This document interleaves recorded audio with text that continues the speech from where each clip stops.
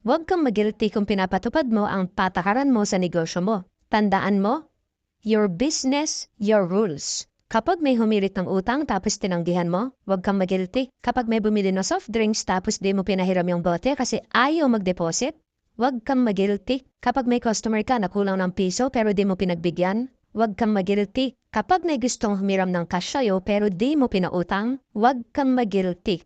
Kapag may nagsasangla sa'yo ng gamit pero di mo tinanggap, huwag kang magilty. Tandaan mo, kung gusto mong igalang ng iba yung mga patakaran mo sa negosyo, ikaw dapat yung unang rumerespeto sa patakaran mo. Marami namang malawak na ang pangunawa ngayon.